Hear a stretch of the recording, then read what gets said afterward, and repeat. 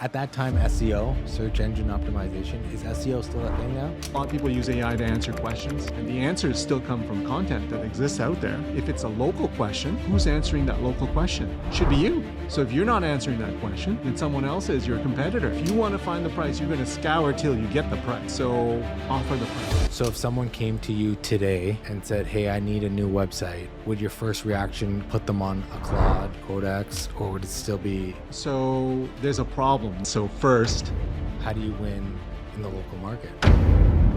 Stephen Lau, the OG of marketing. Welcome. Thanks, David.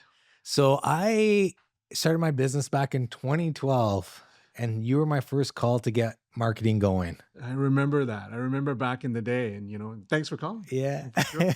I called you. You were all over at that time, SEO, search engine optimization. Is SEO still a thing now?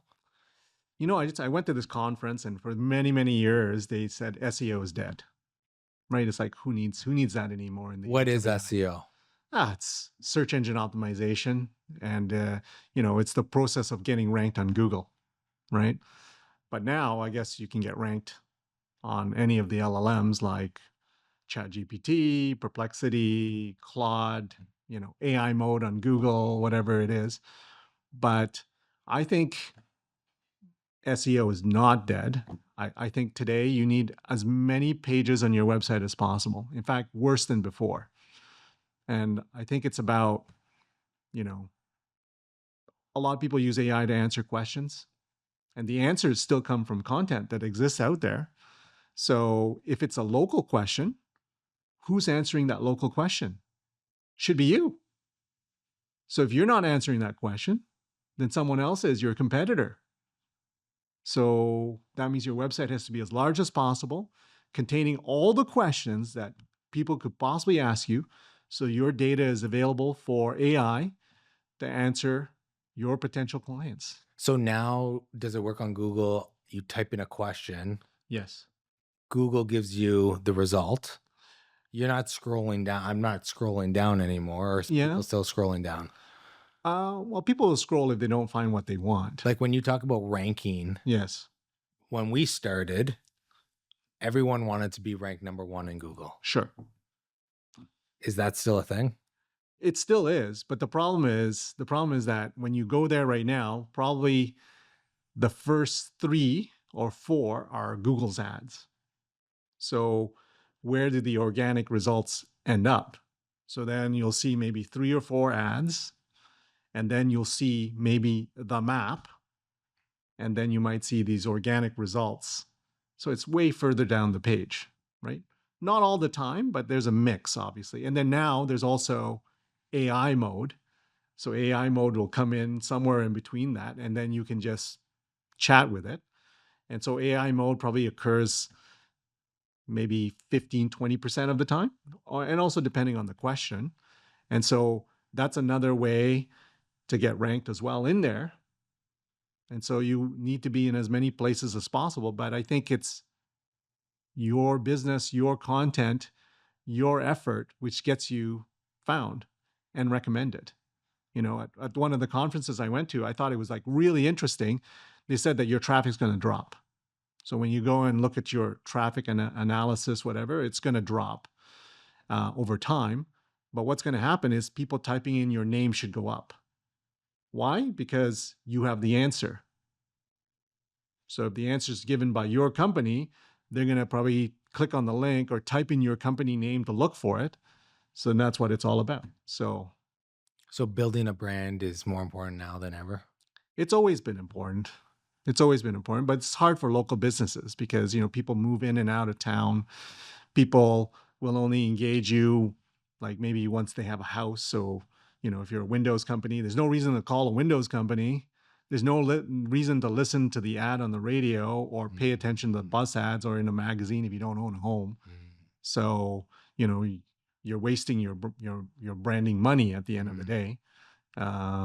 So I think branding is super important, but for a local business, it's hard. For like a McDonald's, easy, because if I'm in Ottawa, I travel someplace, there's McDonald's there. I move to a different city, there's McDonald's there. So my money goes further in branding. So we're in Ottawa. Yeah. How do you win in the local market? Well, I think from an SEO perspective, you need to have the largest website you could build, full of every question that would ever be asked of your business, comparisons to every one of your other competitors, and then participation in podcasts like this. And what causes the participation? Then what happens with that? It gets pushed online and you get Well, access that way from a trust perspective? yeah, so it's all about, I think, from Google or from any of these AIs, it is looking for trust signals. So how do I know you're important as a business in your local area? I mean, let's think about the ways, So are you being referenced by other websites? Are you on podcasts? Are you in social media? How are your reviews, right? How many other people are talking about you? So, and truthfully, I was very disappointed because, you know, when you go to Google or you in some of the AIs and you like best whatever company you put into it, I was disappointed because one of the trust signals was an award site. Is that what local has come down to? These award sites that maybe you pay for, or Right. or whatnot, and then they have some say in terms of you coming up. So it's not a very good trust signal from my perspective. But if AI is using it as a trust signal, then you have to pay attention to it. So you started your firm specifically around SEO, Uh, branding, websites, I think, marketing. yeah, I think a long time ago, when the internet first came about, I just thought, how does someone find you? Forget about SEO. Just how does someone find you? How can you be discovered when no one knows about you? That's the question. That's always been the question, right? And so back in the day, I got discovered by Yahoo. What year was that? That was in like, I don't want to date you, but yeah, let's date myself there. So 96, 97, okay. right? So you've been So at this game for 30 years. yeah, yeah, and I won the Yahoo website of the week twice, and then it's always been, and it's also before Google. That's before Google. Think about that, before Google. So, and it's always trying to get found with whatever's the newest thing. It doesn't matter. Like even Facebook. How do I get found on Facebook? How to get found on Instagram? If you adopted early, then yeah, you're going to be a lot more popular because people like friends. If you have no friends, you just friend anyone. So back in 1996, you posed the question yourself, how do you be found? Yes.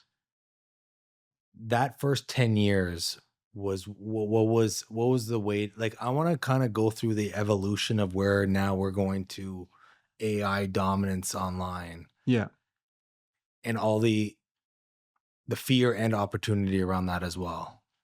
Yeah. So, okay. So that's good. I think so. Let's talk about before internet. Yeah. So people were publishing articles, especially in science, and it was the same problem they had. It's like, if I was a scientist, how could I find these articles that are being published? So, but I also don't want to post my entire article. So they had this metadata at the top, the title, maybe a short description. So that's what came about from these search engines or whatever. How could we catalog these things so people could find them? So that's how search engines got started, right? So you could win on having a great title or you could win on having a great description, right? Then everyone caught on and then people started gaming that system. So then, search engines had to get smarter. And so they had to take a look at your content, how popular you are. So more and more information they needed just so that you can't game the system, right? There was an experiment that I had heard of. This one company tried to create a town that doesn't exist and see how AI could pick it up. So they used everything that they could, threw it at AI, and then suddenly this town was being referenced that doesn't even exist. But slowly over time, started to disappear because AI suddenly realizes there's no connection. There is no such thing, right? And so, um, so I think that's what we have to do with AI, is that we always have to contribute. We need more trust signals. That's the way we're going to get found. So in that first 10 years, yeah, we could game it. Well, if I'm going back to 1996, Yeah, that 10 years, is it the same approach to AI? that's a good question. That's actually a good question, because think about this. Let's just talk about Google for a moment. So they've developed a whole process to know about who gets found and whatnot. It's proprietary. It's in their algorithm. It's in their patent, right? So, Like me? You said who? Who proprietary? oh, proprietary to Google. Okay. So Google's own algorithm Yeah. to determine who comes up first. Right. It's in their patent as well, right? Okay. So, but with AI, it's kind of new.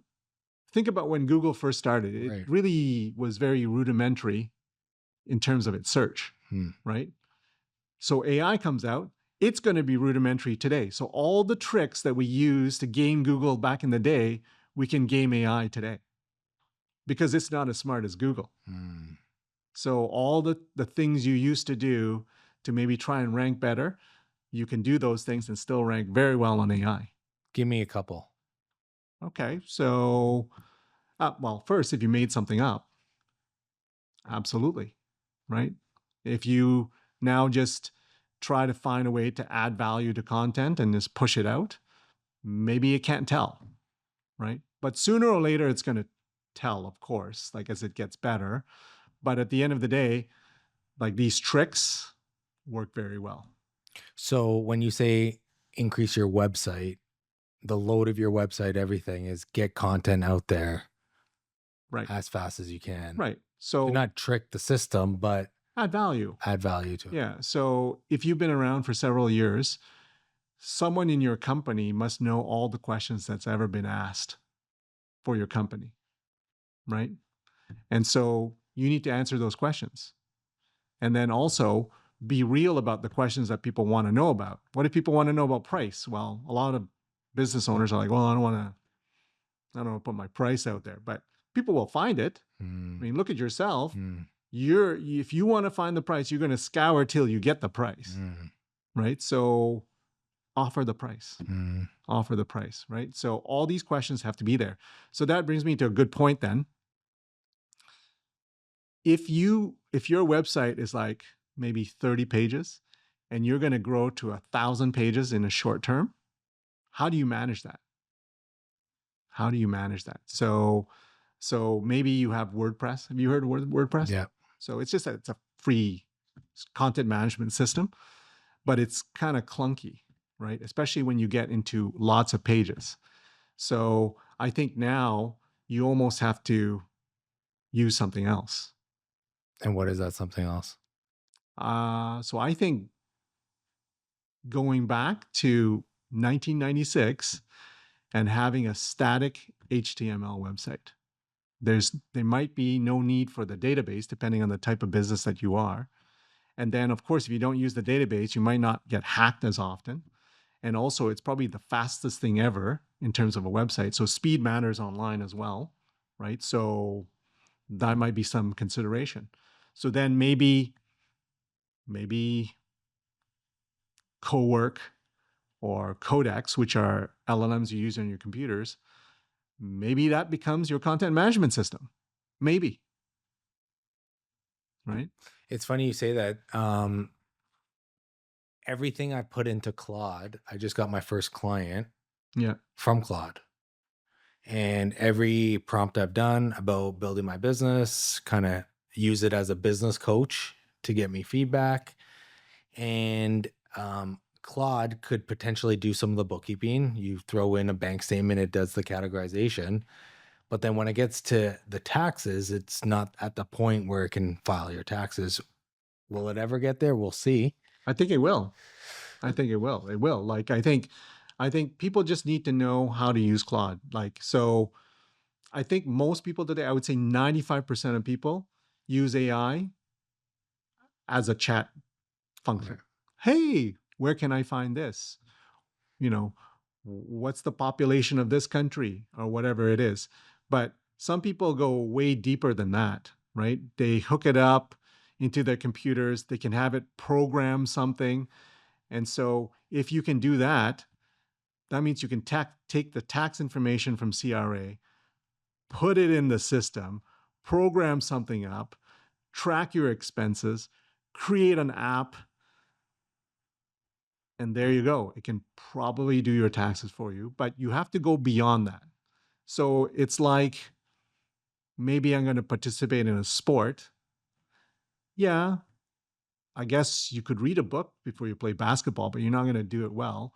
You'll only get better at it if you practice. So that's the same with AI.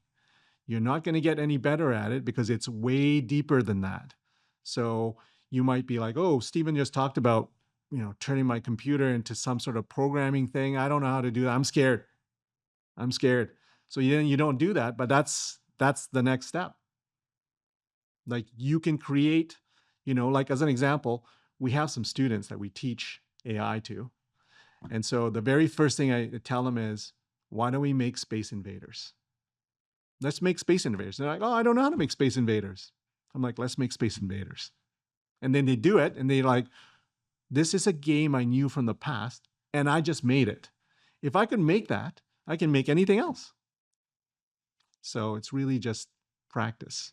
And are you relooking at business in a whole different way? Like you've been probably on WordPress for the last 15, 20 years, and now you're changing, Right. evolving. So imagine this. Let's take a dentist as an example. So website's important because it generates leads. So every so often they might need to get their website redesigned. Well, with AI, if you had it set up properly, you could probably redesign that in 1 hour. Yeah, I just did it, so I believe you. Yeah. Yeah. And so do you need, if it was in WordPress, probably take like a week, Right. depending on how big your website is. So you think about that. Maybe you added new staff. Now you're just telling AI, it's like, hey, this so and so left our company. Can you look at my website to see where they've been referenced? Replace it with this new person. Here's the bio. Here's the picture. Hook it up for me. So suddenly it's doing that for you. So that's where it's gotten to so far.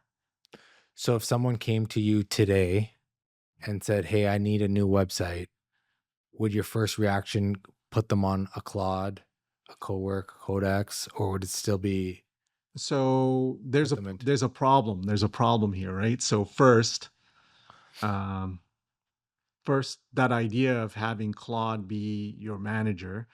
First, you have to get comfortable that you're going to have Claude in your machine first. You're going to need to get comfortable with the fact that you're going to need to pay this monthly money now for this LLM to exist on your computer. And then, of course, you'll pay for someone that could set it up properly to do it. And that's great. But that disconnect about having to pay for that is the first step. Like, it's funny to me when someone says, oh, Claude or ChatGPT or Gemini, oh, it's $20 a month. It's like, oh, it's too expensive, right? So it's like, why is it too expensive? I don't get it. Like, you have this powerful tool that should be worth thousands and thousands of dollars a month, and you're going to get it for $20. What is the issue? So if you get over the fear of paying the monthly subscription, Yes. Then you just need to get trained so that you're comfortable, right? Because you need to get comfortable to use it. so do you stop being a marketing agency versus a orchestrator? Yeah. Oh, so that's a good question. So at least for my own company, And give us a little background about like a high level of your company now. okay. So today, I think we're trying to rebrand it to something called Salient AI because it's not like we're moving away from marketing. We're just now integrating, you know, sales and lead generation, as well as administrative functions that we can help you with using AI. Right. And I think that's a shift that I think agency or not, or different companies, you need to take a look at those 3 functions in your company with AI. So, and even at that, maybe finance falls into one of them, but that's administration. That's administration at the end of the day. So, what is the use case within your company where you can either empower your staff to do better? Because if they can do more with AI, why wouldn't you want them to do that? Um, you might want to replace staff with AI. And so if you want to do that, we could see if that's feasible. I would try to dissuade you from doing that, of course, because it's better that if you have people that know your company already, if they have the capacity to use AI to grow your company, you're going to grow quicker, right? And then how do you just get more efficient overall, right? So just because you can use AI to do anything, should you? So you got to take a look at the use case. So some of the things that we've come across, which I think probably could apply to a lot of people, is like maybe you have software that you use, you pay monthly money for, could be $500 to $1,000 a month for it. Should you make your own? Right? Because then you'd be saving $1,000, $500, right? I mean, ourselves, we just replaced our own project management system. We were paying $500 a month for it. And who did it? My staff did it. We empowered my staff to be able to do it on their own. Nice. Right? And then we do some SEO, so we have some tracking tools. We got rid of that completely as well. Another like $1,000 a month saved because we didn't need the software anymore because we just have our own, right? But just because you can do it, should you, right? So I think that's the use case that most companies have to figure out. So what I suggest is you bring someone like myself, doesn't need to be us, and you ask questions like, what do I need? What could I do? And then start investing a little bit of money as an experiment, right? Is it going to be difficult, right? I think most companies do it anyways. Let's take a restaurant. Oh, there's a new vendor for tomatoes. Yeah, let's buy a bag and test it out. So they're experimenting, right? Oh, you know what? We got appliances. Oh, I've been researching this other brand. We should carry it. That's another experiment. So this is the same thing. It's like you got to create the use case to determine what you're going to do with AI. Start small. See what it's like. You can stop at any time, right? So we've had clients who they want to redevelop their whole POS system. Maybe it's old. It's like, well, let's just start. How easy is it to do it? Because then you're going to have the confidence. If it moves along pretty quickly, you might say, yeah, it's only going to cost us X dollars to develop it, but our return on investment is going to be, we're going to realize it in half the year. But you're never even going to get there if you don't experiment a little bit. So you have to experiment. So your business is really taking a full 180 approach of marketing is just one section of, hey, I'm going to go into a small business or a business and see what their needs are and try to optimize it from start to finish. I think so. Yeah. It's just looking at it and say, where can we save money? Where can we make more money? Yeah. And then where can we like empower people? Right. So, because like even, I'm not going to mention the name, but there's this one company where we completely built them an app for their dispatch business. Right. So everything that was going on in the company, suddenly they're now tracking appropriately. But then they asked the question is like, can I get rid of my dispatch? I was like, now that I had involvement, I was like, possibly. So we started experimenting and we developed an AI receptionist for them so that AI receptionists could take orders. In fact, they cut off the phone calls because they didn't have the time to answer the phone calls. Everything had to be through text. And so then now we're going backwards and we're saying we're going to turn it on again, but it's going to be the AI to take orders. And then since we needed to connect the dispatch system with the website, we tossed the website from Shopify, simplified the whole thing so we could use the same database to power the AI receptionist. Now the AI receptionist is going to take the orders, feed the orders into the dispatch system. So we don't need dispatch anymore, right? It's crazy. And then after that, we're going to expand it marketing wise for every city in Canada, right? So a separate website. So 200 websites, multiplying that system 200 times. Wow. So, then you're like, why do I need 200 websites? It's like, well, have you tried kind of marketing in Vancouver or Edmonton where you're not? Google and the LLMs, they give preference to kind of local companies in that area, right? So, what kind of presence do you have there? Do you have any signals that you're there? Why should AI and Google promote your company when you have no signals in that area? What happens if you're not a McDonald's and don't have locations across Canada and you're a small business Well, owner? that's what I mean. That's what I mean, right? Like, how do you have to get a location in Vancouver? Well, that's a good question too, right? That's a good question. The answer is maybe. It depends on the business, right? So let's say if you're a restaurant, you're not gonna, you need a physical location, right? But if you're a paint company, do you need a physical location? I guess you could ship it, but then think about how paint is sold. Most people want to kind of get it right there and then, so it's going to be hard to succeed without a real location. So I think that's the first question that What you got to happens if you're a service-based business? if you're a service-based business, what you have to do is you still need some sort of effort. You still need some sort of effort where you could get, I guess, you could get an address there that you have to prove to Google that is your address. If you're a service business that doesn't see people off the street, then you could get an office in a building. Hmm. You could. If you don't want the office, you still need some sort of presence there, because what are you going to do? The things that we've seen in the past are, on your website, you say you service Edmonton. So that's one page out of 100 pages. When the people that are in Edmonton, they have whole websites there, obviously dedicated to Edmonton. So why would you win just because you threw up one page? It's a level of effort. So you have to compete with someone in Edmonton with their website, with their content Properly. properly. Yes, properly. So you have to understand what that system is, because we still run into thousands of people who are like, oh, I want to sell all over the world. I'm like, how are you going to do that? You multiply every city, multiplied by the number of competitors. Is that what you really want to go up against? Right.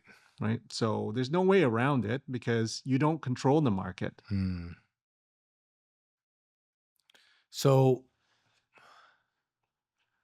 my mind is going like crazy because of the opportunity. The opportunity to produce content is easier now than it's ever been. Yes. And so, And you going back to the HTTP, like HTML right in the beginning, like a standard websites, do you need something fancy when you have something fancy that could build it for you? So how important is design now and branding versus content? Like, how would you rank the level of effort? So I'm biased. I'm biased. So someone's brand is very important to them, because they feel like you built it. This color should be green, like TD Bank green or CIBC burgundy or whatever it is. They built that. So, but for a local business, I think it's a little bit different. You might think it's different, and of course, people will disagree with me, obviously, but I've seen things where people don't care about the brand, they just care about the service. And they land on your page. As long as your page looks professional, right? Professional, that's all. They'll call you. In fact, we've built websites where we take a copy of a different kind of website, put it on and start working on it. And all of a sudden we get a call for that business, but the content on the page is for another business. So someone didn't even bother to read it. So, and if we look at analytics today, on average, some people spend less than 30 seconds on the website, a lot. So do you think they're reading all this content that you're putting out? Do you think they're even reading down to the bottom of the page? Some do, but many just don't. Like, do you have the thought? So with the amount of content that needs to be produced, you get the first click, that first 30-second for the person to book a call or do whatever. Does it look professional? You know, when I go and say if I want windows for my home, do I need to learn all about Windows? Do I need to learn what Energy Star is? Do I need to know what R value is? Yeah, I don't have the time. Right. I'm just going to call the number. They know. So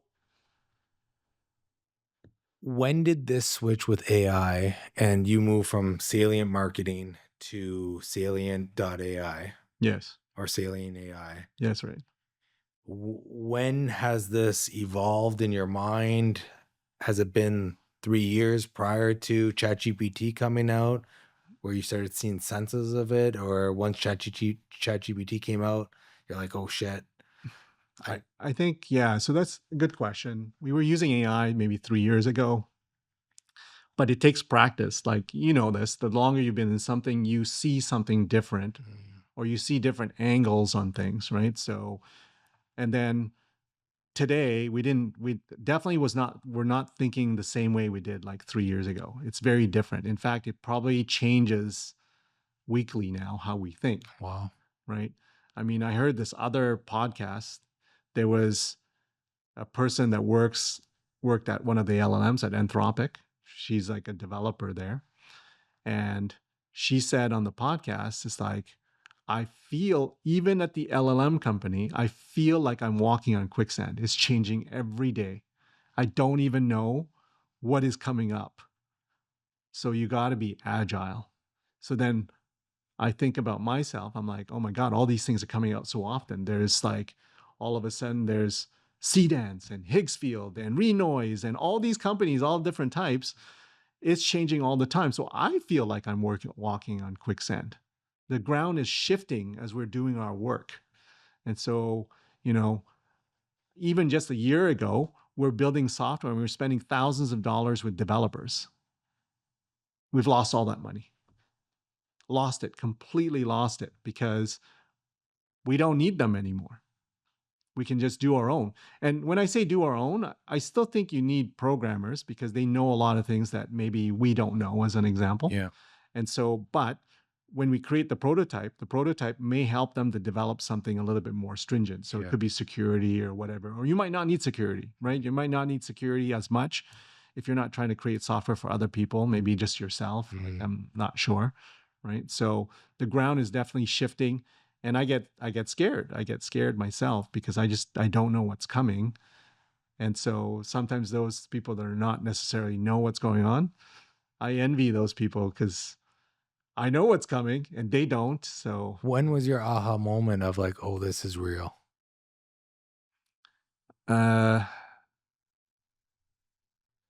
I think when we were able to take an idea and make it real in an hour. And how long ago was that? That was probably 6 months ago. Okay. Right. So 6 months ago, Yeah. that February 14th update, Yeah. I think it was at the beginning of the year. That's where kind of, Oh, it's before that. It's before that. Yes. You know, you could do something. I mean, look, I said, you know, I get my students to build Space Invaders.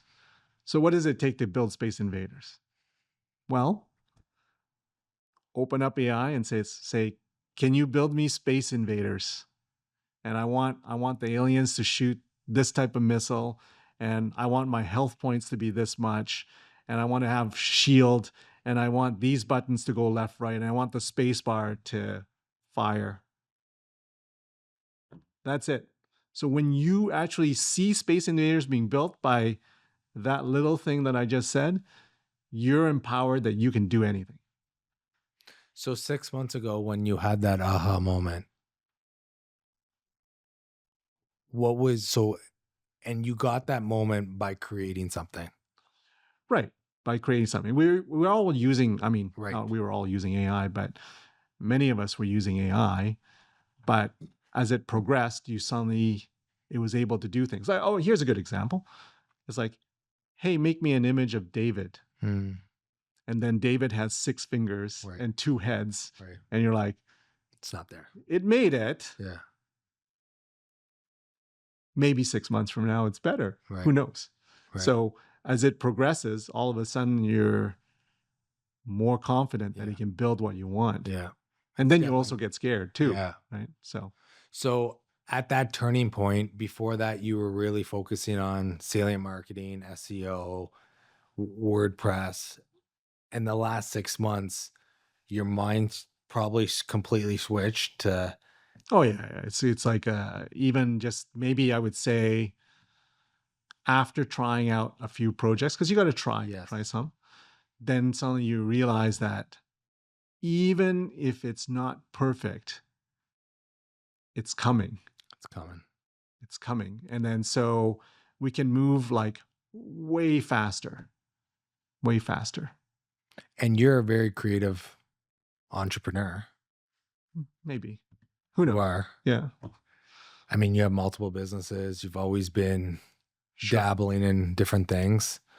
I think you just have to be, I think, you know Does what? this empower you to, continue? Like I always thought about business as, hey, you have one business and you spend X amount of years on it and you go all in. Well, AI is changing that narrative I think so. I think big so. time. Yeah, Try it. I think if you're in business, you have ideas. Can you imagine if you were able to make those ideas real very quickly, Hmm. right? I think that's the thing that's here right now, you know. Here's a good conversation. It's AI related, but it goes beyond AI. So, I was having a conversation with a robotics engineer. You know, so they would be his clients were car car manufacturers, whatever. So they'd bring in these big robots to build the cars and whatnot. But I was having a conversation with him because I was like, well, could I could I get into robotics? Like, did I go to school for that? But could I get into it? So without knowing anything, I just thought I said, hey, okay, well, there's AI, and then there's these robots. So there's a robotic arm that you can buy, and realistically, $1,000 you could buy a decent one online, right? And then what you could do is you could go to NVIDIA if you want, and you can get this special computer. It's about $700. I think it's Orin Jetson, whatever. And you might not need that. Maybe you're just using Claude or whatever it is. And then you hook up a camera to the robotic arm so that the robotic arm could see where it's going. And then you ask AI, it's like, hey, I connected this I've connected the robot arm and I've connected the camera to the robot arm. Can you write me a program so that I could control this robot arm? Hmm. And then it's also monitoring what it sees in the camera. And could you do like avoidance? You just you just made something cool. Hmm. That's what it takes. So I was talking to the robotics engineer and he said, that's about it. You know, that's about it. You can even just go on YouTube, make it more sophisticated, but that's really about it. So whatever ideas you have, you could spend a little bit of time, and that's what I'm saying. Just spend a little bit of your mental capacity to see if it's a possibility. This is every business owner, whether you're starting a new business or whether you have your own business, is it a possibility? And I'm not talking about like companies of 1,000 people or whatever, because there's policies that need to be made. I'm talking about Small business. smaller businesses. You could effectively, make a right turn very quickly. So if you're a big company, a whale making a left turn is very hard to do, Yeah. right? But for a smaller business, you are more agile to do that. Do you think the advantage is for the small business right now? Well, yes. I think the advantage is for any business if you take on AI, because whatever size you are, if you really adopted it very well, you could catapult yourself, right? But for a small business to take on AI, I mean, let's take a restaurant. Now the website could be built with AI. Now the inventorying system could be built with AI, right? I had this one client who was like really, it was like kind of interesting. to do their inventory just from the scratch. They just took a picture of their inventory room in high resolution, stuffed it into AI, and asked it to calculate how much items are still on the shelf. Mm. And AI could see the brand and everything like that. It knows what's in each box. So it made an estimate as to what they had in the Which is inventory. still better than Yeah. whatever we received on the accounting file. Right. It's crazy. So even for a restaurant, suddenly it's like, okay, how about coming up with kind of a recipe? How about coming out with, redesigning the restaurant using AI?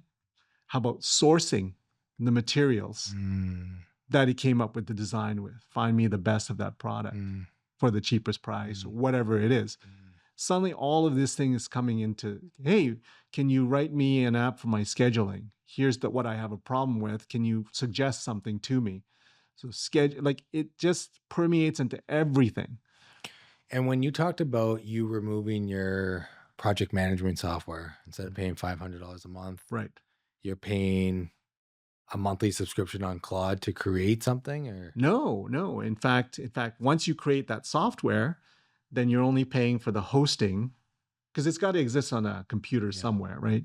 So you're only paying hosting for that software now. It no longer uses AI.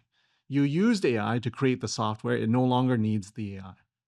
What do you think about SaaS products, and explain what a SaaS product is? So software as a service. So maybe maybe you have an app that you downloaded that, keeps track of your nutrition. So every morning you take a snapshot of it. It's like how many calories and and and how much protein and whatever, right? And then by the end of the day, it tells you, and it tells you what you need to cut it down by if you want to lose weight. So that's a SaaS software. Someone built it to this tool and is selling it to multiple people, right? Software as a service, right? So you could just build that app today using AI. And the AI component of it is the one that looks at the dish and determines what's on that dish and calculates the amount of nutrition on that plate. And what software would you use for that? Replit, Lovable? So maybe I'll explain a little bit here. So you could use any of the AIs to do it, right? But when you bring up Replit and Lovable, so just in case your audience doesn't know what that is, so just because you can build it on, say, on your desktop and you're using Claude, well, where are you going to put that? What kind of hosting do you need? Like, what do you made it works on your machine, but is it going to work on the internet? And so if you don't know that, or it's too complicated for you, of course you can use AI to help you with that. Then you would use tools that will provision your software or your idea right away. So if you use Lovable as an example, you're like creating your idea on there and it's ready to go as soon as you built it already. The problem with it is that you're on Lovable. And so there are things in it that may be Lovable related. And are you able to leave Lovable easily? So there you're constrained because maybe you need to build it later on bigger than it needs to be. Maybe there's functions that are not necessarily available on Lovable. They won't allow you that freedom, right? So you're stuck, right? I'm not saying it's not great. Right. It is great. It is great for sure. But at the end of the day, I always like tools that you're not locked into. And what's a tool that you're not locked into? Well, if you're programmed if you made your own software using Claude, you're not locked into Claude. Swap that out and put Codex in there from OpenAI. Makes no difference. You're not locked into it. You already have your software, right? So what do you think about SaaS products? They're in trouble. Some of them are in trouble, for sure. Like if everyone thought that it was easy to make that tool and they could kind of like maintain that tool over time, SaaS products are going to be like, SaaS companies are going to be like in trouble. And there are some already. There's even cracks in like the enterprise software. You might find like Microsoft selling off a division as an example. It's because maybe they see that the future of that is going to go down very quickly in the future, right? So, there's So going back to your app for nutrition, yeah. is the competition the individual creating it for themselves? Is that like how they would be disrupted? Well, let Instead of paying me. $9.99, you've created it in Claude with one prompt for yourself? Or Yeah, is it another company coming in and I think it's all of those. So first, you'll have the nutrition app that company itself suddenly will you start using AI and try to become leaner and more efficient and have new features, right? Because you could survive. Can you imagine? It's like, oh, I don't need 100 programmers anymore. right? I only need 20, Hmm. right? So they're gonna, bottom line's gonna go up, and then they're gonna add value by now programming faster. So they might survive, right? Depends on their brand. Like if they trust your brand, then they're not necessarily going to leave, Hmm. right? So if another one comes out that emulates it and they charge less, as an example, maybe you might switch to that one, Hmm. right? So as an example, imagine if you decided you wanted to compete against that nutrition app. That nutrition app right now is $10 a month. You build your own exactly the same, and you're like, it's $4.99. Do you think it's going to be a race to the bottom for everything? I don't. It's weird. It's a weird answer. I think it's a weird question because it's not necessarily price. It's also about brand, right? But if it's suddenly seen as a commodity, yeah, it'll be a race to the bottom. But isn't everything a commodity? Every type of service a commodity? No, because there's some services that are still very unique. With the age of AI, what's unique? Well, am I developing my own LLM? So I'll bring it back a little bit. So what's a commodity, what's not a commodity, what can I start today, what can't I start today? If I was an entrepreneur, what business could I get into right now if I don't have any money? Oh, I could be a painter. All I need is a paintbrush. But what if I said, well, car's a commodity, I want to build a car company?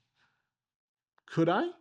I probably need $1 billion to start, Hmm. so it's not really achievable, Hmm. right? So not everything is a commodity. Hmm. That's fair. But how about, right? How about software though? So All software. okay, so that's interesting too, because then you might be protected. So I recently went to a conference in Toronto for Toronto Tech Week, and it was about payments and AI. So like Moneris, are you Hmm. familiar with Moneris? Yeah, but you can explain it to. Yeah. So Moneris is it's a payment gateway in Canada used by some of the banks, TD and Royal Bank as an example. You can just buy Moneris, and that's what powers your transactions with credit card, right? They're Canada's one of Canada's only companies that developed in Canada for Canada, used by the banks, right? And so what they were discussing at this meeting is like, what is Moneris going to do? Like, there's suddenly going to be the Google Wallet. There's going to be all these big companies with billions of customers, and we have Moneris with 40 million people in Canada. Are they going to, like, what's going to happen? Like, do we need our sovereignty with payment? We do. I think we do, right? So whatever the cost is, we need to maintain that because it's our only one, right? But that's a problem in itself. We need to have more of those because we need to have that. So whether there's protections like FIPA or these rules, someone can't just build these tools and suddenly just dominate. It's difficult. See what I mean? Do you agree with that? Well, I do. I do because, what if suddenly, we're using Google and Trump doesn't like us and tells Google to shut off our access to our government data or medical records and whatever it is, and they comply. What softwares are we already on? We're already on Gmail. We're already on Google. We're already on Yes, but Claude. there might be rules. Like Microsoft, as an example, the servers for Microsoft could be in Canada. And so even though Microsoft could be an American company, the But data when centers are in Canada, and so we could just grab our information. I guess what's better for the consumer? Like if Moneris has a monopoly At the and moment, yes. they can't. But you have choice too. Like if you choose a different bank, you can use Clover or whatever, so you have some choice. But and it's like the airline. Should we have our own airline, Air Canada? Should we fund Air Canada? You have other choice. You can use WestJet, you Porter. can use Porter, other airlines of all types, but do we need our own? We do need our own. Hmm.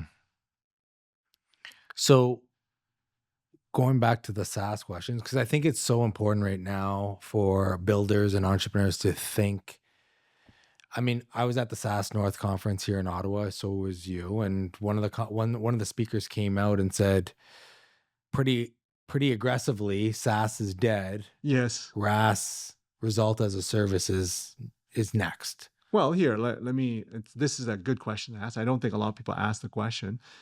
And I get calls on the phone as well. People call up, hey, we use AI to do this, try out our software. Then I'm like, okay,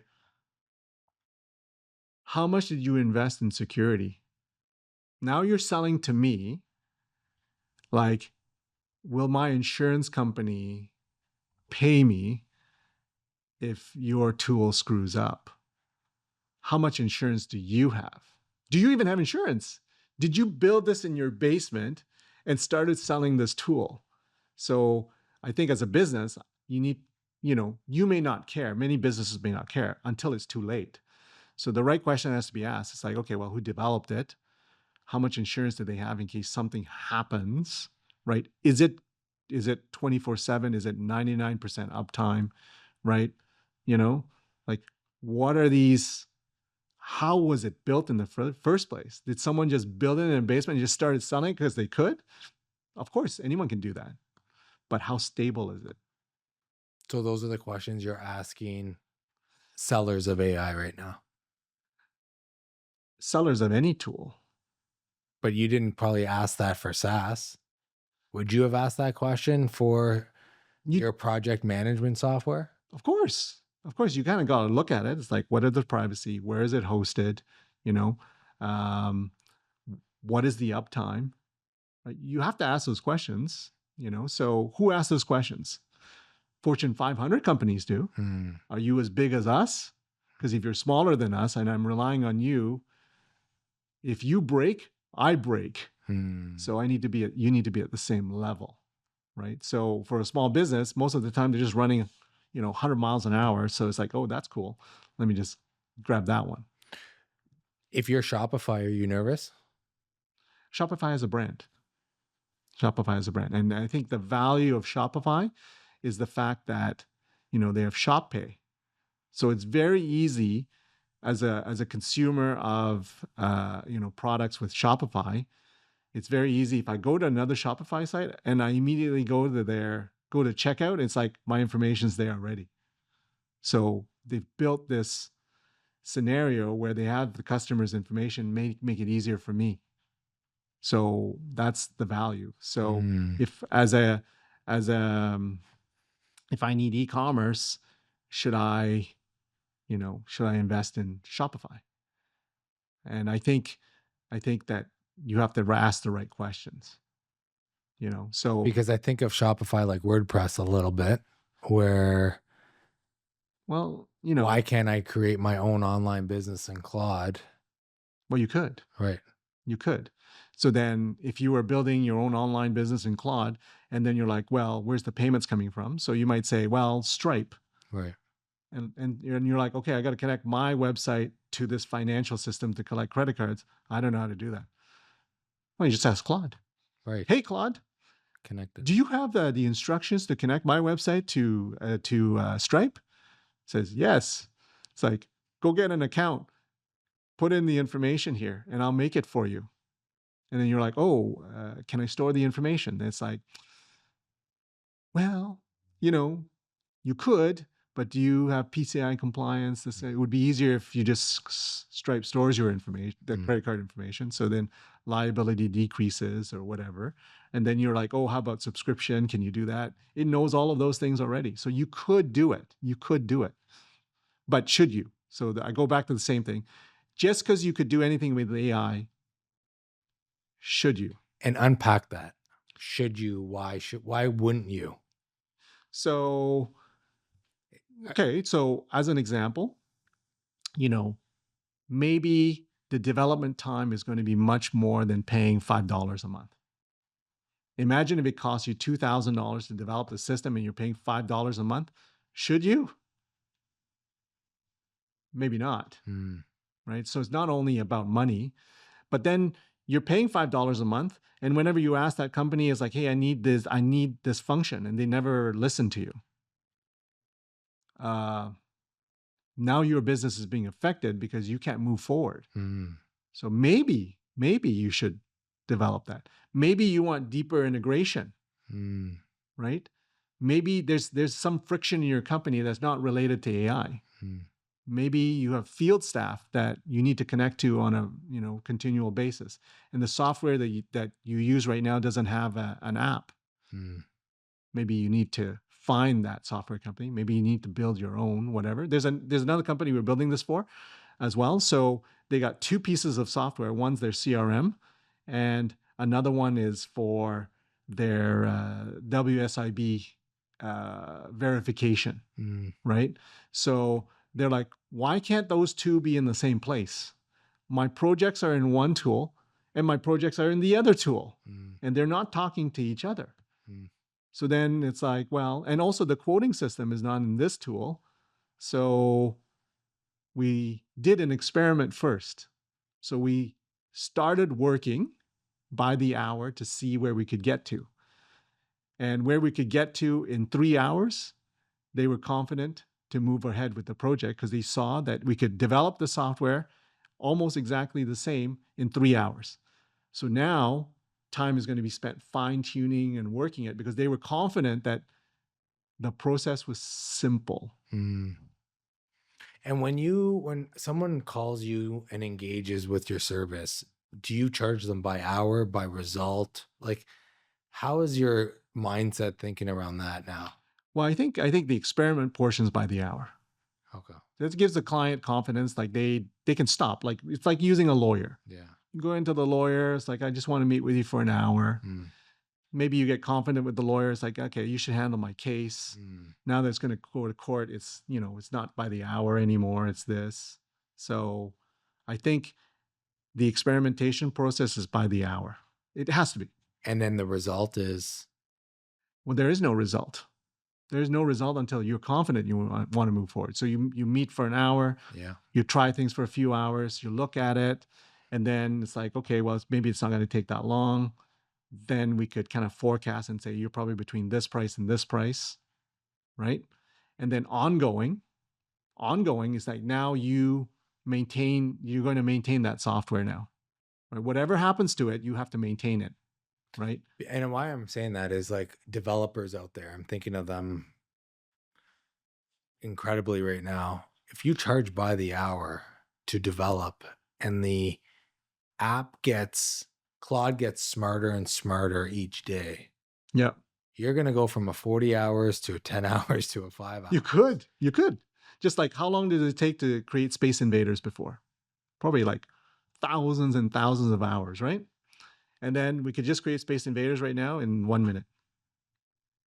So then how would you price a website and an expansion plan? And like, I'm thinking of builders that are moving towards, I don't know if the pricing strategies are going to change in the next 6 months, a year, 3 years, 5 years. Yeah. So you're right. Like people can charge any price. There's people sell websites for $500 and people sell the same website for tens of thousands of dollars. Because if you came to me and you're way more efficient and you're selling me a website for $500, I think the pricing psychology would be like, I'd be nervous by paying $500 because there's a lot of offshore individuals that would probably price and quote at that, and the result wouldn't be your result. If you priced me at $2,000 Yes. or $3,000, I'd probably feel more comfortable right now Yes. in 2026. I Will that change in a year, 2 years? I don't know. I think here's the issue right now. So, and it's the same issue that we faced back in 1996 to 2000 to 2005 or whatever. So that 10-year period, it's very important to know what happened back then. It's not like they were teaching internet in school. So there were very few people that are very knowledgeable about this kind of stuff. And so today, it's the same thing with AI. Yeah. Are they teaching AI in school properly? Right? So, and then when would they graduate? So if you had this idea about, oh, there's all these companies doing AI, whatever it is, well, who's the real expert?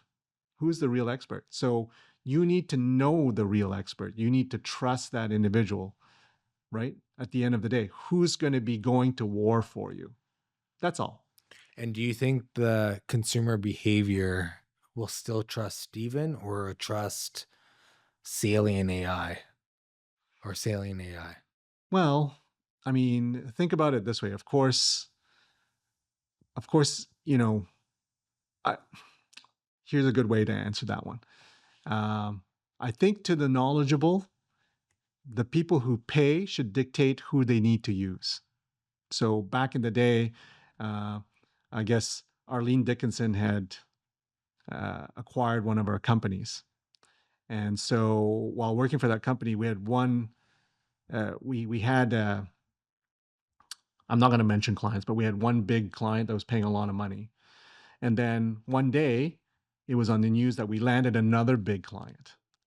So the first big client was like, I pay good money, and I want to make sure I still got these two team members on my team because they're paying good money. So they didn't want to use the company. They knew the company enough that those two people are the senior people that they wanted. And when they pay that price, they want those two people. That's it. So it's like going to a law firm. It's like, oh, I want to use one of the partners. I want to use the partner. I pay good money. I want to use one of the partners. I don't want, who's that? I don't want that person. I want this. So you got to know the right questions to ask. And this is very important, even with agencies, as an example. You meet with someone, they're smooth. But who's working on my stuff? Is it some student? Or is it the senior person? Or is it an AI agent? Or is it an AI agent? That's right. Are you still charging me $100, $150, $200 an hour for this computer to do it? So the business owner needs to ask the right questions. Yeah. Where do you see AI in the next 6 months? Yeah, I don't know. I'm not developing it, but I was listening to another podcast and he talked about the direction that some of these AI companies are taking. Some is going to be like they know where it's going. They have this roadmap, right? But that roadmap can be affected by how people use it. Because if many people are using it in a certain way, they're going to probably move in that direction because it's like human behavior dictates that. Maybe they didn't think about that. So they move in the direction that where they get the most value. So I might have an idea on where it's going to go, but maybe human behavior will also dictate that. Where do you think it's going to go? Well, I think it's just going to be adopted more and more. And I think a lot more jobs will disappear realistically. Now, Jeff Bezos says no. Yeah. Jeff Bezos says there are going to be more jobs I heard that with AI. Yeah. But I don't think so. I don't think so. There's a recent scenario that came up. There's this field called bioinformatics. Okay, so what that is there's a science, so it could be biology or whatever that you would need to take in school. And then there's computer science, and then there's mathematics. So it's a combination of all those three, right? To be able to analyze scientific data and then, Yes, to be able to analyze scientific data and get the result of what it actually means. Right. So I was tasked with creating a bioinformatics pipeline to take information from a paper and validate it. It's like, what do I know? I'm not in bioinformatics, but with Claude or any other AI, I was able to do that quite easily, actually. And so all of a sudden, that whole field of career, what is going to happen to that field? That's just one aspect of it. That's just one aspect of it. Do you think unemployment, there's been talks unemployment going up to 20, 30, 40%? I mean, it could happen. It could happen. But, you know, one of the things I hope that I always hope for is that I hope that your life is meaningful. I don't want you to be born to work in a factory where you're doing the same thing every day. I'm stamping this thing every single day. That's my life. You weren't born to do that. You were born to do something else, right? So, And on the flip side, what do you think of um, universal when the government pays you a certain amount of money every month because all the money is going to go to, yes. Yeah. So I get that. And we need a whole new structure. You know, I've heard some, discussions about, governments getting involved and suddenly there's a cost to use AI. So when you use AI, it's going to cost just as much money as you using a human person. right? And the reason why is so that you could get that universal payment. Someone has to pay for it. Otherwise, it all goes into profit. Yeah. And then how is profit going to pay the regular Joe so that they can afford housing and food? Yeah. Well, last week, Fable 5 came out, Yep. and Fable 5 got quickly disconnected. Right. The government seems like it's starting to put their hands in stuff in a good way, security way. Depends on which country you're in. Is it still operated in the States? Of course it is. So, you know, so Fable 5 is a Mythos level product. So Anthropics came up with Mythos 5, I think. And they warned people, they warned the government that this is a tool that could assess vulnerabilities in like anyone's software. And so they didn't release it to the public. They talked to the government. They only released it to the top companies, 100 companies that are trusted United States companies, so that they could use the tool to their benefit, and funded them like $100 million in funding to use the product, because once they start using it, then they start to pay fees, obviously, right? So that's great for America. Is that great for Canada? Maybe if we're affiliated with the Americans, but is that good for UK? I don't know. As long as they have a relationship with the United States, right?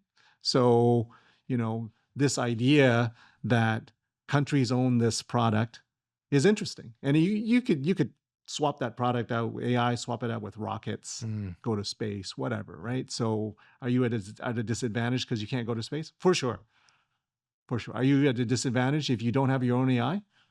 For sure, for sure. So even when you look at the landscape and you're like, okay, well, United States creates AI. Who else creates AI? Russia creates AI. China creates AI. Who else? So Fable 5 Yes. is now, it's still active in the States, Uh, or did they shut it down there too? I didn't read the whole article, but um, so what they did was this. I think it says something like only Americans can use it, and if you were an American company and you had non-Americans in your company using it, that would not be allowed. So then I think Anthropics was like, well, we can't manage this. We just got to shut it down. because I was playing with it when the day it was released, and I was like, wow, like this is way better than the last version of Of course. AI. Yes, yes. And now my mind is, for you it happened 6 months ago. I think now every day I'm blown away with how fast things are moving, and me, building Taxify now, I can't keep up with the development. It's it's all about lead gen, it's all about marketing, it's all about organic social Yes. media, it's all about the distribution and the trust. It is like as an I think we talked about it for your software. It's like I think I might have asked you, are you afraid that someone else will just make it Yeah. because they can? And yeah, that is a concern for sure, for sure. So then it's about your brand. It's about during this period where you can, if you get out to market as fast as possible, and say you did a lot of marketing and you could gain say 100,000 clients Yeah. in the next 6 months. Well, it's more than likely you're now going to keep those 100,000 Yeah. people in the next 6 months, as long as you're making sure your product is not a commodity, Right. because then someone will just buy you. Yeah. But if you don't get as many clients as possible, then someone else will build it and they'll try the same thing until there's many options in the market. You've changed throughout the last 25, 30 years of entrepreneurship, and you've seen the future, let's just say, or the fear of missing out propelled you to change your whole business model, because that's hard to do. And I want to preface that because there's a lot of small business owners that listen to this, and to change a business model that is working is probably one of the hardest things to do for something that could work, Yeah. but it's not a concrete nailed down approach. Well, I mean, And you're not only changing your mindset, you're changing your staff, your challenge, like all that costs money, even if it's an hour or 2 hours to build a video game to get them bought in. yep, You have business owners looking at cash flow, you have business owners knee deep in paperwork. for sure. What's your advice to them? Well, look, I don't think every business owner is the same. I mean, we have clients that say, if I'm not way ahead in front of my computers, I'm dead. I don't care what my staff says. I don't care what anyone says. It's like I just have to be the best. I just need to be in front. That means part of my time is to go into research. I got to try everything, do everything. That's just your policy. Hmm. That's cool. If you don't do that, I mean, you stand the chance of being eclipsed. So I think I'm guilty of that myself, in that it's busy. Yeah. It's busy. And But do so, you find it's like a controlled busy? Like I feel like I'm busier, but I feel so much more confident that I have w- this well, tool. that's what I was going to say. I Yeah. was going to say, it's like, okay, I want to go from, I want to go from A to D, but I have all these barriers. But with AI, I can go from A to D very quickly now. Yeah. And I think, I think business owners have to realize that is possible. Yeah. Nothing standing in their way. And the other thing is, uh, their staff can help. It's just, I've seen it too many times. I don't know why some businesses don't trust their staff, Mm. but their staff could do more. The staff wants to do more. Um, I think I was talking to, it's like let me see here. This guy, Phil, and he's on one of my networking groups there. And he empowers his staff of 100 to go try different things. He was telling a story that his HR manager, no programming experience, built this tool that increased the efficiency of their office. Phil's like, amazing, Yeah. amazing. So again, I don't think you need to know how to do it, because there's someone that already knows how to do it. It's AI. You just have to know how to direct it. Mm. So I think the key takeaway here is, don't be scared.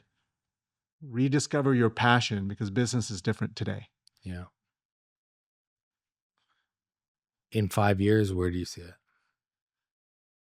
Well, it's that thing that you talked about where unemployment rate is really high. And it's like, well, should we do something like Star Trek? Star Trek is this utopia Mm, scenario. You could do whatever you want to do, doesn't matter what, because your food and your lodgings are taken care of. mm, So do what you want, right? mm, And everyone is like, doesn't dog it necessarily, because they're taught like, if you could do anything, would you just want to sit around? Not really. Maybe you sit around for a year, but then you want to do something else. If you could, so the whole idea is to go to that is going to be huge turmoil in the beginning, because we have to disrupt all our financial systems yeah. or societal systems, whatever it is, to get to that. So it's going to be turmoil. So, we can even take a look at, if you take a look at, say, more established nations, because United States and Canada are new nations. Mm, New nations. You know what? It was like, whereas the established nations like Spain, Portugal, whatever, they've been around for like way more time. And so you look at those countries and you're like, where are they at today? So if you see unemployment rate is very high, which it is, you see these things are there. It's like, how come there's no riot? mm, Why is there no riot yet?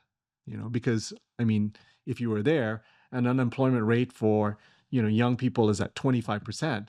I mean, are you not mad? mm, Right? So forget about that a moment. You bring it over here, man. We got that much more room to go. right. Like when we get to 25%, then we'll be at their level for young people, and then what will happen? Right. So right now, I'm going to say nothing, because if they're doing nothing, then in 5 years, if it's at 25%, I guess we'll be doing nothing. Right. Where do you see for yourself? Um, so maybe I'll answer it in a different way. I tell my elders who've been around longer, or business people who are older than me, I'm like, geez, you've established, I mean, you lived through the golden years.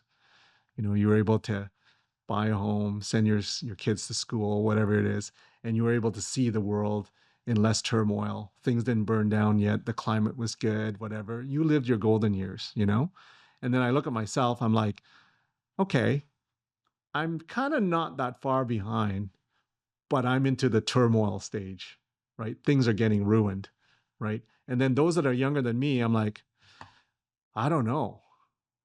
I don't know. I don't know where it's going to be at, you know. But When like, when people say it's the golden ages now, what's your response to that? well, it depends on your frame of mind. Obviously, it's the golden ages for you because maybe you're thinking it's awesome and you have a path. Maybe you're into AI and it's like this is the golden time, right? But if you just go beyond that, maybe it isn't the golden time, Mm, right? Maybe it's like, is your food as nutritious as it was before? right. Is can you travel to places that haven't burnt down or it's too hot? Or can you go to places where you're still welcome, Mm, right? Because they're suffering, and then you go to that country and you're privileged, yeah. right? So, you know, what's going to happen?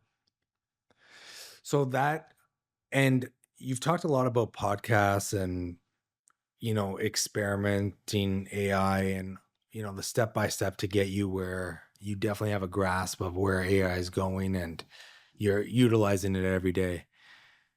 Is there certain podcasts that you recommend other than this one for audiences to Uh, go do? Like, are you listening to? You're going to Tech Week in Toronto. You're going to. I don't know if you're going to Startup Week. Like, you're doing all these things yes.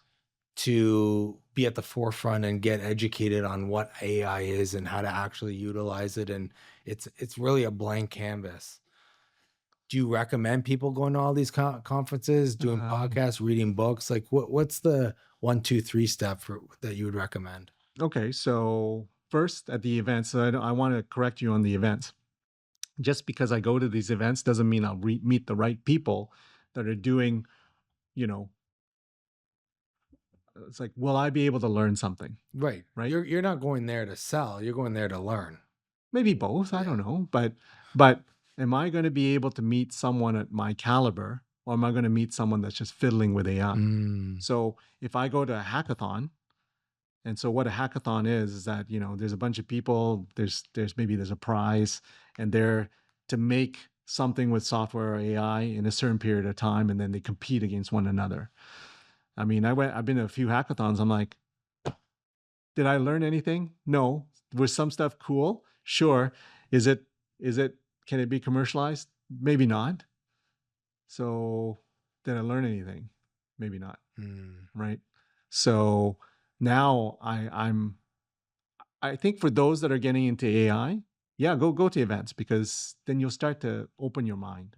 I think it's first opening your mind. And then the second is like, I can recommend a podcast, but you shouldn't listen to the latest episode. It's too advanced. You have to go back 100 episodes. Mm. Start there first, because it's too complex. And what influencer or creator are you? Well, and I say this, like, obviously, I think it depends on the vehicle. So if I go for a walk every morning, I'll turn up podcasts. I like to listen to Everyday AI. Okay. But, if you turn it on today, it's too much. Like, you won't even know what the hell's going on. You have to Right. go back about 100 episodes. Right. Right. So I So think that's more of a news, get you caught up on what's going on in AI. it's about the latest thing. Yeah. So is he going to tell you that this button does this thing in ChatGPT? No, because that was 100 episodes ago. Right. Is he going to tell you how to best use ChatGPT with the new things coming out, or use case? Sure. So it's not necessarily news. And he breaks it up, because it's not, he'll have like news Fridays. Mm. He'll go over what news occurred during the week. And then it's like live Wednesdays, where he'll talk about a real use case that he'll just do live, and then every other day is like other scenarios or whatever. So kind of good to listen in on. So that's kind of keeping you up to date on AI. Is there any other podcast or book that you recommend? So I think you need to join a group. If you're in AI, you need to join a group where there are many people watching out, right? And so, like, I'm part of a group, but it would be beyond, like, you can't be like, well, how do you use this thing in ChatGPT? Right. It's not a question that anyone answers, right? So all of those people are like, if the group's like at least 10 people, then all of a sudden everyone's doing something different with AI. Mm. So just because I use Claude doesn't mean I'm very good at Claude with graphics, as an example, because maybe I don't play as much, right? Like, so it depends. It depends. So I think like joining a group is good. I think making the investment. In fact, here's a nice one. I met this project manager who is not in a job situation right now, and so when I talked to him, I thought he was extremely knowledgeable, but he lacked AI experience. So then I told him, I'm like, I think you need to read and learn, but I think you need to sit in front of someone that is already using AI in an advanced fashion. Like, he needs to just be in front of that individual so that they see it in action, right? Because once you see it, then you kind of get it, right? So he was willing to pay for that. And I think you have to be willing to pay. Like, in fact, I encourage people now, it's like, well, if they're not teaching it in school, and if you're comfortable, so depending on what your comfort level is and where to get a job, then I might not recommend school for you. Mm. But I might recommend that you go volunteer for a company or pay to work at a company, Yeah. so that you can, first, you get that on your CV, and second, you're involved in working in it, Right. right? And then stop it with the fact that, it costs $20. Yeah. Like, pet peeve of mine is that if you're building websites or you're a web designer and you just graduate out of school, I'm like, if you don't have your own domain name and you don't have your own website, I'm like, Yeah. like, you shouldn't be in this field. Like, Yeah. so if you're in AI, you better have, I'm like, which plan do you have? Mm. Oh, I got the $200 plan. Okay. Yeah. Okay, so then I already know your capacity. Yeah. If you're like, well, I have the $20 plan Oh yeah, or the free version. or the Yeah. free version, I'm then I'm like, like, yeah. I don't think we need to talk because Right. you're not using it to its capacity. If you're at the $200 plan and you're in an interview, I know you're fooling around at it with it every day, Yeah. every day. So, you know, It's funny because I'm having conversations with people. They're like, "Oh, I just noticed one thing in Claude about something that I was like, oh, yeah, that was like a year and a half ago. I yes, was able to do that." Like you kind of forget where people are at in their AI journey. that's right. And I think with business owners, if you're not at the forefront, you have to learn it. The business owner has to be the pioneer. Uh, And okay. So, I mean, just like you, yeah, okay. Did you build that game before you pass it on to someone else to build it? of course, Right. because I need to know it. I need to know it first. Exactly. Do I need to continue to do it? Not necessarily. No, but you have the foundation now. Some So now, now you can, you know, put the pieces together with the right people around you. Well, you don't want to be duped. I say this. You don't want to be duped because you might talk to different vendors or whatever it is, and so you have to be knowledgeable enough so you can evaluate whether the company you might hire is good or not. Right. And this isn't. It's not only AI. Like Yeah. it could be like, are you hiring a painter? Right. Are you sure you know the right questions to ask the painter? You Right. know. So I think that's the extent of what the business owner needs to know, unless they want to know more, so they know how, why, and who to hire and what's important. So what's next for Steven? Uh, Do you want to grow your team? Do you want to grow your clients? Do you I don't want to grow my team. I think I think there's a couple of good examples already where there's been like $1 billion evaluations, and companies started with just 2 people and only have 2 people. how big is your team now? We're 6 people, so So take on more capacity based on making AI more efficient within. yes. So I'm always encouraging my staff to learn more AI, learn it, try it, play with it. And I can see some already naturally gravitating towards it. I mean, the other day I was talking to one of our graphic designers, and he's like, I made something. Let me show you. Right. And then I'm watching it. And he made like a 25-minute video editorial Wow. documentary. Wow. And I was like, oh, like, how did you do this? I'm like, how did you do this? Because he didn't pay anyone to do it. So it's just, oh, I just use these free tools. But what was more important was to me was that not that he used the free tools, That he did it. was he had the creativity Yeah. to put this together using the free tools. Yeah. So then I know his capacity. His Hmm. capacity is really amazing. So keep the team, empower the team. Yes. The team has to want to move, in that direction. If they don't move, It's just not the right fit. it's not going to be the right fit. What type of clients are you looking for? Um, Who is your ideal client? I think my ideal client is so I think it's different now. I think I'm just looking for clients that I work well with. Hmm. We have the right mindset, right? If I can't do it, I'll tell them. So that's cool. But it's a matter of, it's like I'm just part of their team now. Hmm. And What does that mean? so, as an example, maybe you're familiar with this, but say you work for a corporation and you're the VP and you trust certain people in your organization. You move to another organization, you kind of poaching those people to come with you. So, because you trust them, they can deliver. Yeah. So, these are the people they want to bring along. So, as a business owner, you have to know that too. Who are the people that you can bring along?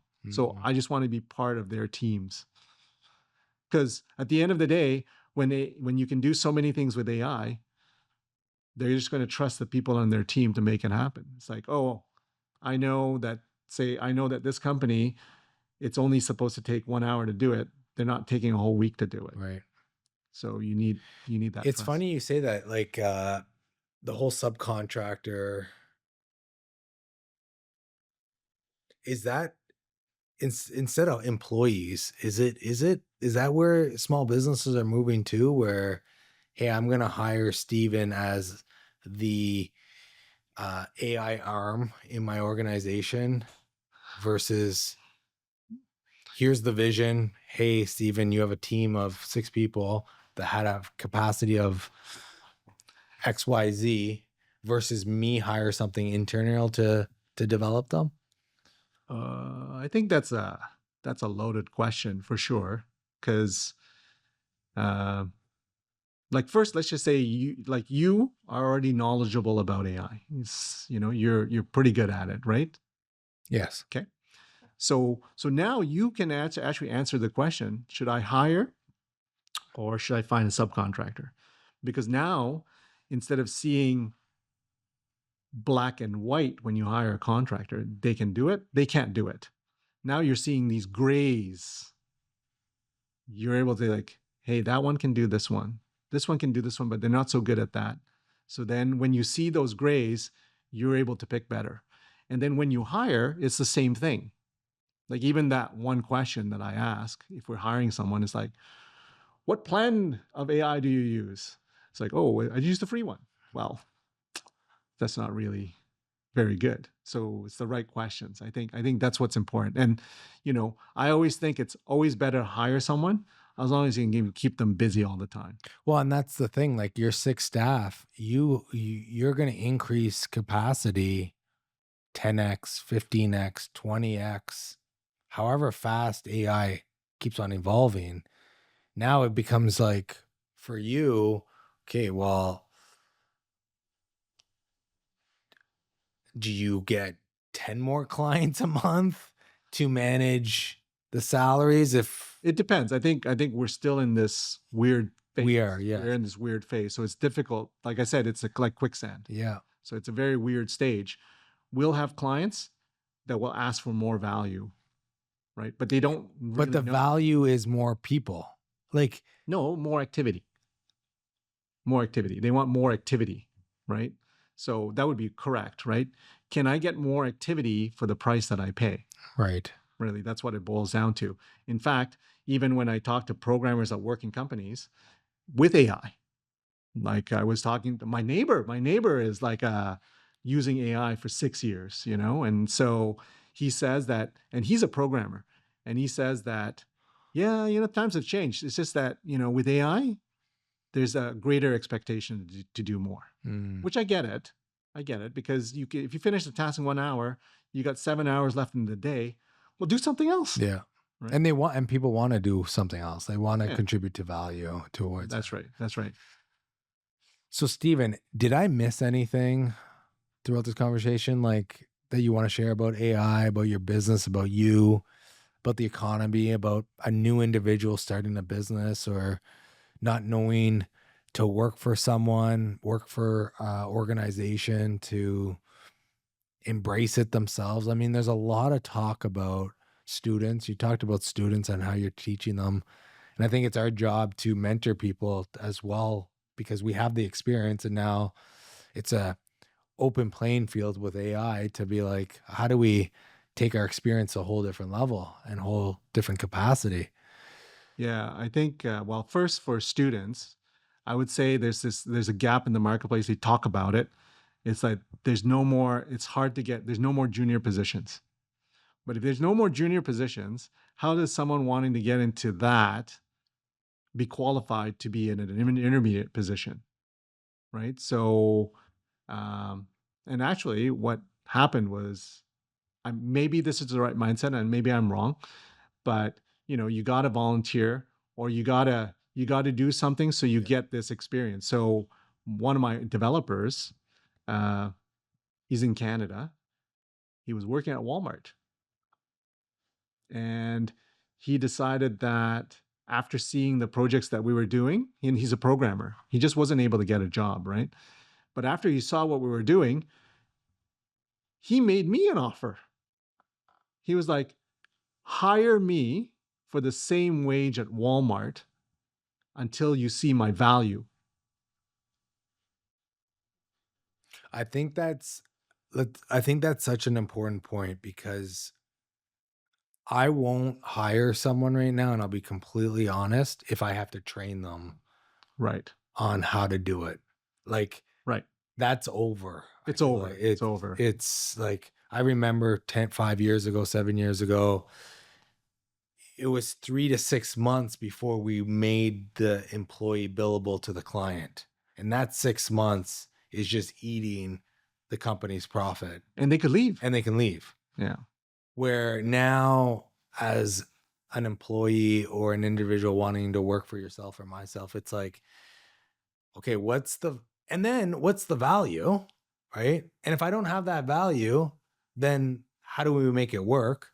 And then once you have the value, then let's have bigger conversations. Right.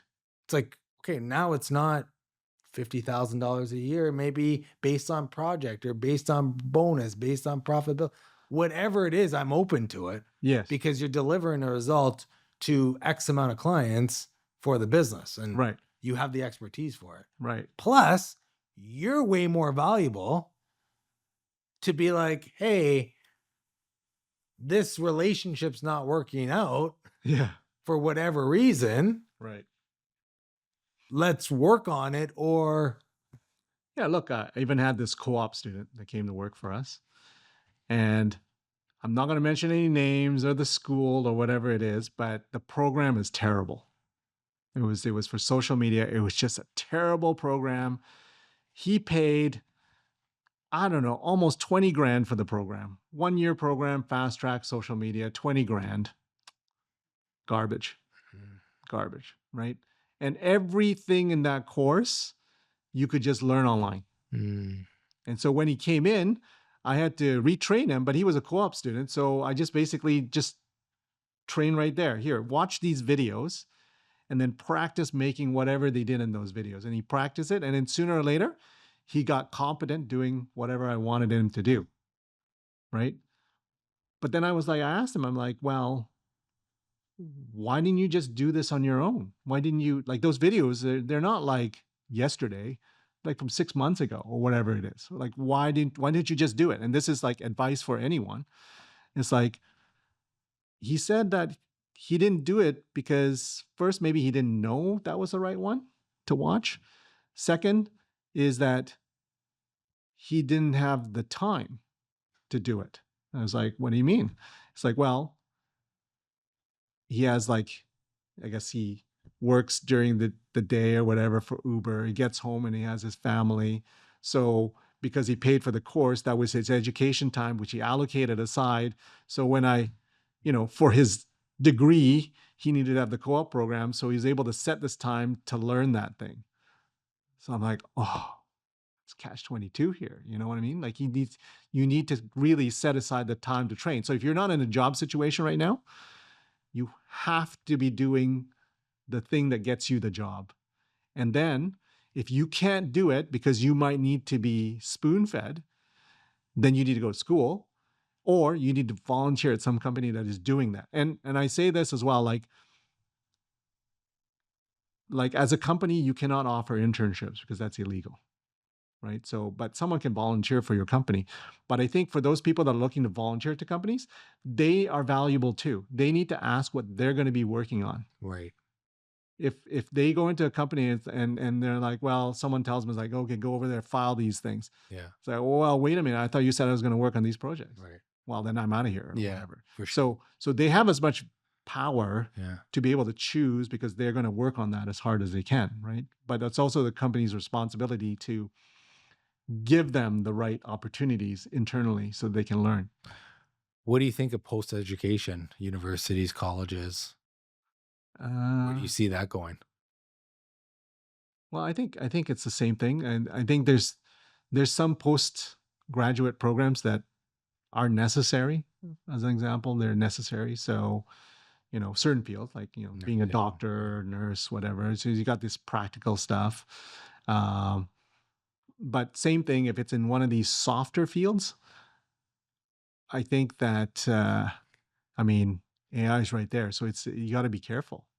You got to be really careful. Because I don't even know if I'm hiring someone now. I don't know if I'm looking at the degree anymore. So yeah, actually, I'm glad you brought that up. So if you want to work for the government or some very structured organization where they cannot evaluate you and they have to use some sort of process, yeah, you need these degrees behind your name or whatever it is, because these organizations, the person evaluating you is not the person that knows actually your knowledge, Yeah. right? So like Elon Musk is like, I don't care if you went to school, just need to show me your stuff, Right. you know? So I think within the field of programming and I think that's absolutely the case. You need to show your stuff. Yeah. If you don't show your stuff, you're not going to get hired, Yeah. right? And same with marketing. Like you can have a marketing degree. If someone came with a marketing degree or a personal brand with a website, social proof, talking about their journey, who am I going to choose? Personal brand. Yeah, maybe. Well, I have more information on that person Yeah. to make they've been there and done it. They're going through it so they can relate to it versus the theory part. Yeah. Well, it depends on who you're hiring, because I think this is important. Like back to my, if you were hiring someone from bioinformatics, would you? Because you have AI, right? If you were hiring someone for, maybe they got to be good at Google AdWords. Well, I don't know. I think if you're using Codex, it can look at Google AdWords and it can make recommendations, download things, do whatever. It ain't perfect yet, but I could see It's getting closer. it's getting closer for sure. So then, if you went and took that course, is it valuable? And I guess also, how do you market yourself to differentiate yourself from your competitors? And I'll give you an example. I was looking for an accountant. I got 500 Right. resumes for accounting roles. And now with AI, 80% look the exact same. Right. They used AI to make their resumes. Yeah. Yeah. So right there, I'm looking at myself. I'm like getting overwhelmed because of all these applicants, Yes. where I'm like, okay, what is different in these resumes that stand out? That's what you got to focus on. So it's what's interesting is that you bring up this question, but it's the same thing that we started the original conversation off at the beginning of this podcast. You're overwhelmed now by this content. This content may have been generated with AI. You might use AI to then evaluate that content was generated by AI. So what if everything on the internet one day is like being generated by AI? Yeah. Like how do you deal with this? Yeah. It's crazy. And I think that's where being authentic, building trust, like I feel like whoever owns the distribution channel, like you even said it for Shopify. Yeah, okay, maybe they don't have the tech, but they have the brand. Like Amazon, same thing. Amazon, Costco, like right? they have the brand. The brand, the process. And that's where I'm nervous about small business owners, because in order to get to that brand of Amazon, that's a lot of time, that's a lot of money, that's a lot of resources. Yeah. So you can compete on an operation scale, but also how do you compete from a brand perspective? Right. And I think how you can compete is to build these 100-page websites and 1,000-page websites to get you on the same map as Right. Costco, to show up there. Right. And then you have to connect with a creator or connect with a distributor or partner with someone that can get you from more of a brand awareness on the social, the trust, and all that aspect. And to be fully frank, that's exactly why I'm doing social media, building all this podcast. You definitely need time. You definitely need money. So it's not for the junior person or the small business owner. But one of the biggest reasons why I'm doing it is to authentic trust, get my face out there so I can compete with the Costcos or the bigger brands that are spending millions and millions of dollars, but they don't have that individual going to podcasts or doing the things that we can do now. Well, here's a question for you. What if you were an avatar? What if this podcast is totally AI? You know what I mean? That's Then what? so to that question, and we talked about it before we even started filming this podcast about networking events and, you know, different types of ideas that you were thinking about connecting people. I think it's going to go two extremes. One, content, content, content. Then these posts are not AI generated content. It's me maybe typing my true interaction with Steven. Like I even now on LinkedIn, the highest engaged posts are me writing my message that is misspelt, maybe grammarly. Has it come down to that? I think it's going to go to that extreme. Yeah. I think it's going to be both sides of extreme. So it finding something real. So it's AI trying to find something real. Or people could sniff through the realness and want to talk to the Stevens or want to talk to the Davids. Yeah. Possibly. I mean, I think one of the biggest reasons why I'm doing this podcast in person is because there's a different energy talking to in person than talking virtually. Yeah. An avatar to replace a virtual podcaster, 100%. Yeah. It depends. I mean, right.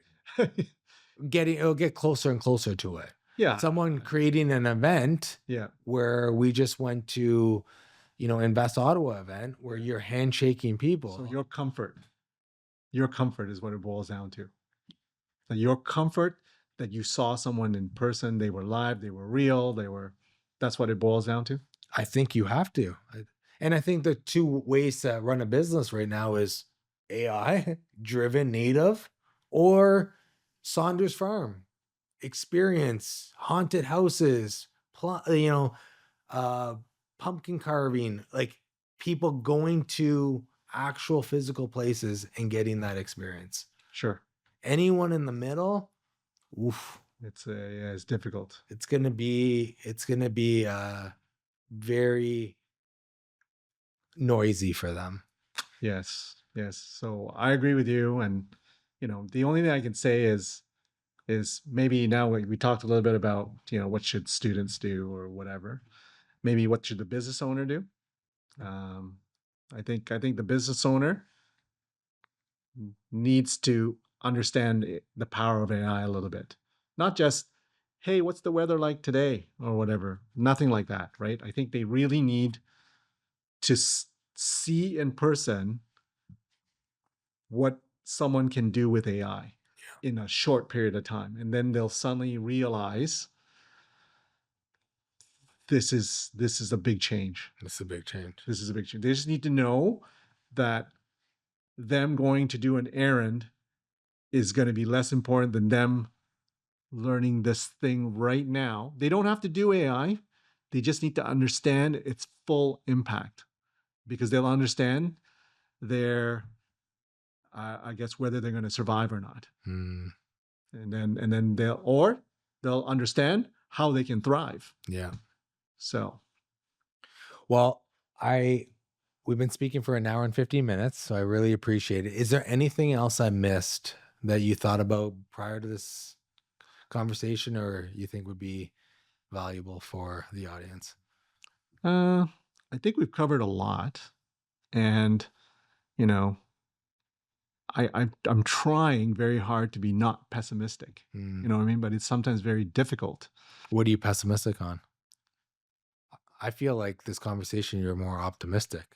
Well, it's optimistic for those people who think it's golden, which means that you have this vision and see that opportunity or whatever it is. But if we go back and say, let's just say 98% of people are not using AI properly, like it's going to be problems. It's going to be major problems. And so, I think that if there's too much unemployment, Who cares what we're selling? People can't afford it. I heard that narrative the other day Yeah. of like, well, who's going to pay for Who's going to pay for what it? Yeah. to support you, right? So I get it. Is there a window, you think? Uh, Are we in the window? I think someone told me about this book. I can't remember the name. They talk about these, they're called turnings. Like we're in the fourth turning or whatever it is. So, it's the age of the civilization, right? So maybe I'll break it down something simple. Maybe that's too complicated. So I'll just maybe ask it as a simple question. It's like, how much would you pay for a burger? How much do you think it's when it's too much? Is it $20? Is it $30? Is it Well, $40? it's funny because we were at Italian festival this weekend and I got a drink and it was $15. Yeah. A little drink. And I'm like, this is too much. Right. Right. Like $6, $7, okay. Yes. But double that, it's This is what we've come to. yeah. I don't see how we can get out of it unless we all decided that we were going to bring it down a notch.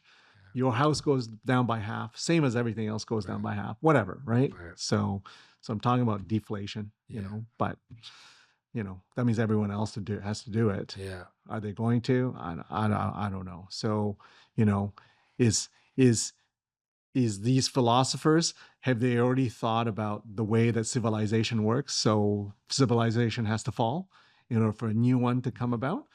Maybe. Right. And that's why maybe we're in the fourth turning. I don't know. Right. I don't know.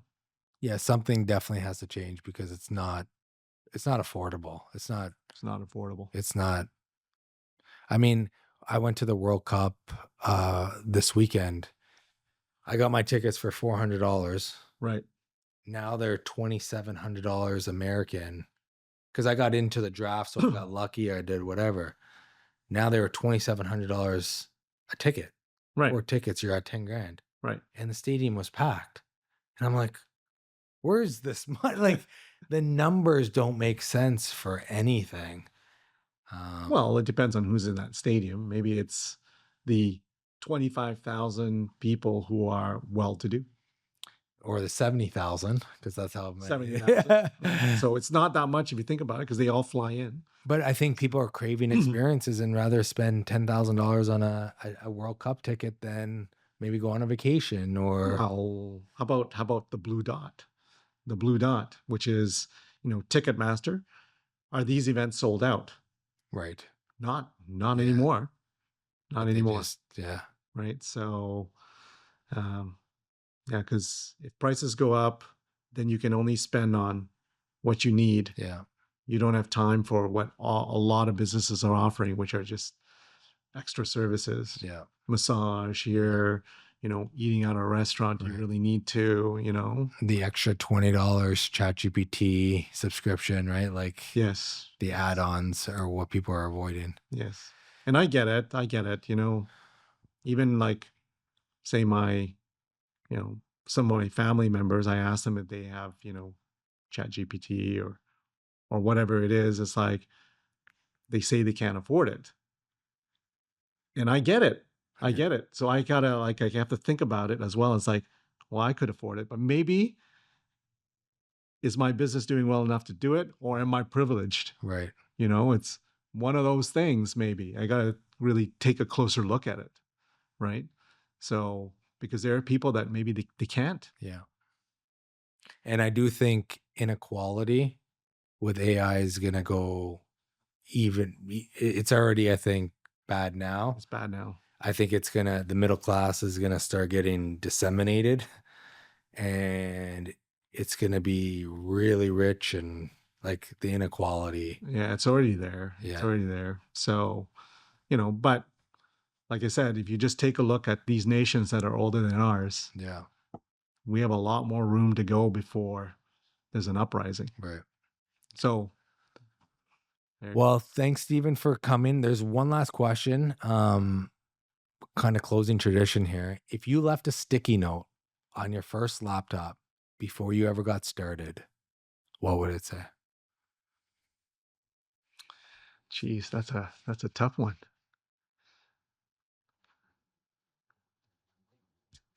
I think it would be, if I could give my advice to my younger self, I would just say, keep learning, keep innovating, don't be scared. Thank you, Stephen. If people want to get a hold of you, what's the best way to get a hold of you? Just call my phone number, 613-627-3926, or email me, Stephen, Stephen, or any variations of Stephen or Steve at salientai.ca. Thanks, Stephen.